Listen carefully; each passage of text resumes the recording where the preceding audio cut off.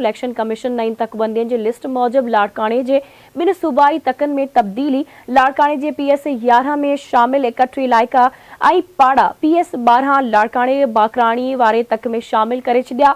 PS 12 खां PS 11 में 63 पाड़नि इलाइक़नि खे शामिल कयो वियो। ब्रेकिंग न्यूज़ अवां सां शेयर करे रहिया आहियूं। इलेक्शन कमीशन जी नईं तकबंदियुनि जी लिस्ट मूजिब लाड़काणे जे ॿिनि सूबाई तकनि में तब्दीली कई वई आहे।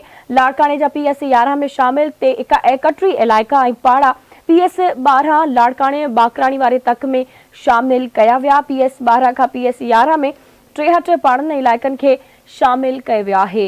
इलेक्शन कमीशन जी नईं तकबंदियुनि जी लिस्ट मूजिब लाड़काणे जे ॿिनि सूबाई तकनि में तब्दीली कई वई आहे। लाड़काणे जा PS 11 में शामिल 31 इलाइक़ा ऐं पाड़ा PS 12 लाड़काणे बाकराणी वारे तक में शामिल कयो वियो आहे। तफ़सील ॿुधाइण लाइ असां लाइन ते मौजूदु आहे लाड़काणे मां आवाज़ news reporter Rashid थम्मू।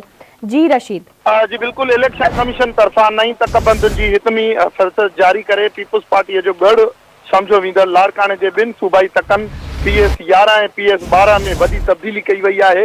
Election commission तरफा तकबंदियुनि जी जारी कयल हितमी फ़हरिस्तुनि में मौजूदु लाड़काणे शहर जे सूबाई तक PS 11 लाड़काणो ऐं शहर में शामिल 31 इलाइक़नि ऐं पाड़नि खे PS 12 लाड़काणो में ऐं बाकराणे वारे तक में शामिल कयो वियो आहे, जिनमें अरब पीर, वलीद, मुनवराबाद, घाड़वा, Sheikh Zayed children hospital, Hussainabad, Sachal colony, Wakeel colony, Zabist वारो इलाइक़ो ऐं शहबाज कॉलोनी, मीरो खान चौक ऐं मीरो खान रतेदरो रोड, यार मोहम्मद कॉलोनी ऐं ॿिया इलाइक़ा शामिल आहिनि। अहिड़ी तरह PS 12 खां PS 11 में 63 पाड़नि में इलाइक़े 63 पाड़नि ऐं इलाइक़नि खे शामिल कयो वियो आहे, जिनमें करमाबाग, न्यू करमाबाग, अंसारी महला, पुराणी पासपोर्ट ऑफिस, न्यू मुरादवान ऐं जेको आहे मुरादवान, अतातुर्क टावर ऐं बैतुल कॉलोनी, खैरशाह बुखारी महला, नवातक ऐं दड़ी महला, सपना होटल ऐं गोसपुर महला ऐं हमल महला, टैंक चौक, लीलाबाद